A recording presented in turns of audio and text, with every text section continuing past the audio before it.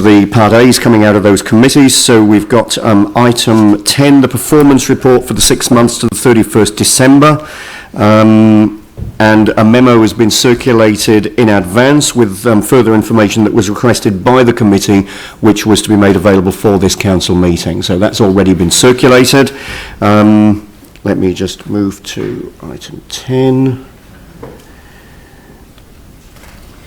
So the resolution is in front of us. The resolution for council, in fact, is just to receive the information in the report. I'm happy to move. Tim's happy to second. Yanni. Thank you. I just wanted to draw council's attention to the Part C issue in this performance report, which is around that urgent report back on the maintenance levels of our roads, footpaths, parks and green space. You'll note that we have been failing on our levels of service for quite some time now, and it has been an issue of huge community concern, both through the community boards and I think the council reporting. So I think it's really important that we do get that report and we do understand what we can do to improve. The other thing I just wanted to mention was that I think it would be really good to get that report around the earthquake improvement allowance, and you know there's a number of things that we're seeing in terms of the repairs where we're not getting the opportunity to do it properly, and Heathcote Street in Wilston is a great example, and I think I sent councillors around some photos of that. So yeah, it would be really important, I think, just in terms of that report, to acknowledge that we are getting those two things, and hopefully that we can start to have a positive direction on the maintenance, on the failing maintenance levels. Great, thank you. And just noting that that report on the maintenance is coming to the April meeting, so that's coming to the next meeting of this committee, and I don't doubt that it'll be well debated when it gets there. I've now got questions from, or points from Glenn and then Pauline.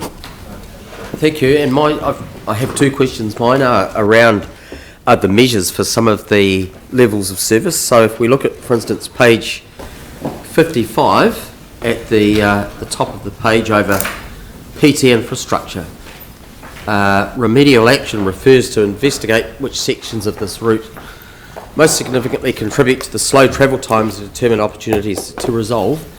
Is that the only remedial action we would take? E.g., would we look at bus drivers using bus lanes? And then the other question I have is over page 59, and this is to do with civil defence and emergency management.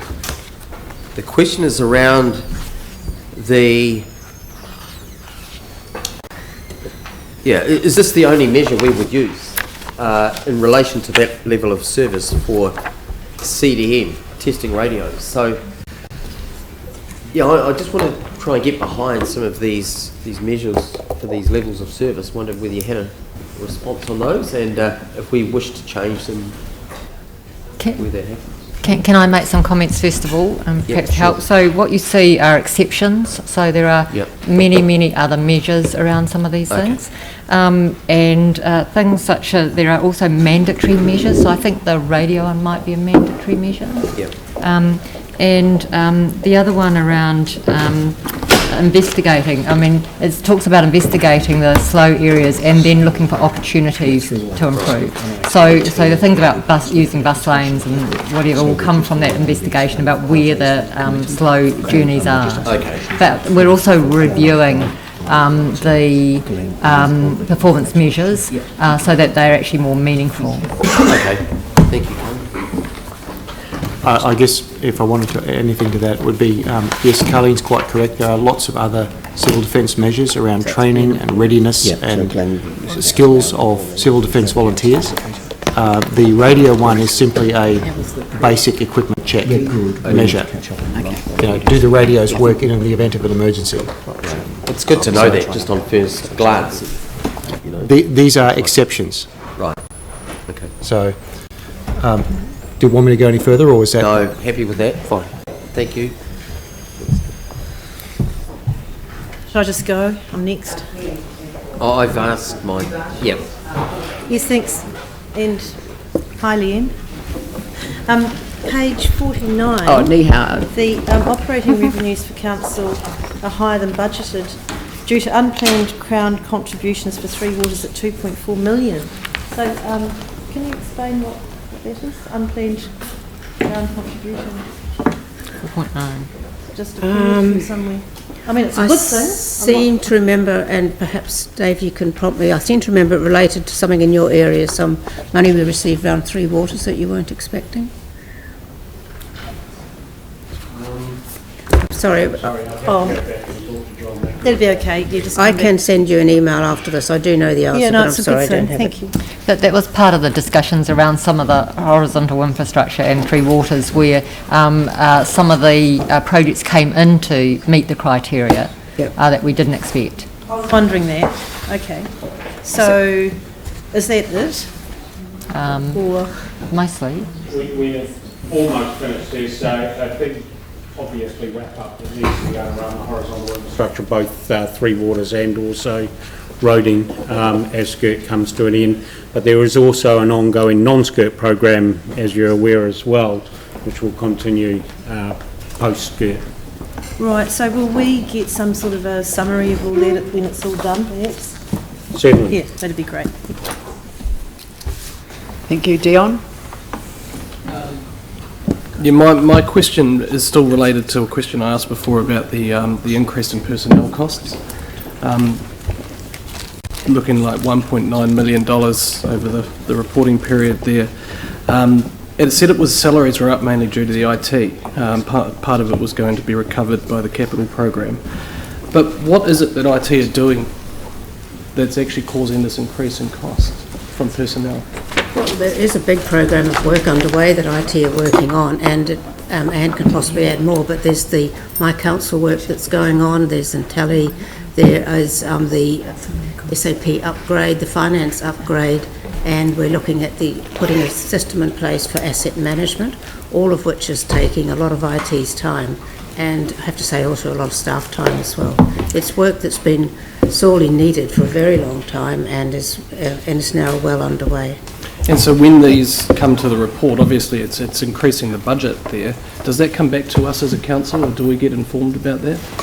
Well, we would normally come back to you as part of this report if the overall spend is going to be over, but and you excuse me on saying this, but when I sent you through that answer, you said you were going to follow up with someone else to get the next set. I didn't get very far with Okay, much more. but if it goes into capital, the point is it sits here in the operating, but it then gets capitalised, so it becomes part of the overall capital program, and the department is still expecting to deliver those projects within that budget. Anne, is there anything I haven't covered? Yeah, no. That's right. So whilst OPEX mode increased, actually all of that gets offset into the capital budget, and it's costs for delivering the big programs of work that we've got underway. So I'm happy to take it offline if you want to understand in more detail. And there was the other thing that I just had a bit of a question about was there was a 0.5 million that was factored in from the Three Waters, the overspend on vacancies to cover recruitment costs. Do we have a policy that actually looks at how much we spend for consultants versus full-time staff and all those kind of things? Because that is quite a lot of money. We do, and there's a project underway which is looking at that exact thing. It's been, I think it must be close to being finished because it started about 6 weeks ago. Can we find out when that's going to be done so that we can actually... Personally, Can I just ask the Chief Executive to comment? Yes, so we manage permanent staff, fixed-term staff, consultants and contractors across the organisation depending on workloads. But we have got a piece of work that it's also looking at changing long-term contractors and consultants if it's work that we continually go out for to build those skills within the organisation. And that does mean that we change actually our FTE base because it's cheaper and more effective and more efficient to employ people on long term rather than to constantly go out and have contractors and consultants for the same thing. So you will see an increase in FTE, but we manage the increases in workloads in particular projects generally around consultants and contractors. So we may see an increase in FTE, right. but the actual cost will be lower. So when will that report to us come back? Well, that's an ongoing piece of work, so it's been part of our savings strategy over time. Right. Do you think we could get a briefing on that just to let us know? You could. It's really an operational issue. It's management. I'd quite like to just... All right, that's fine.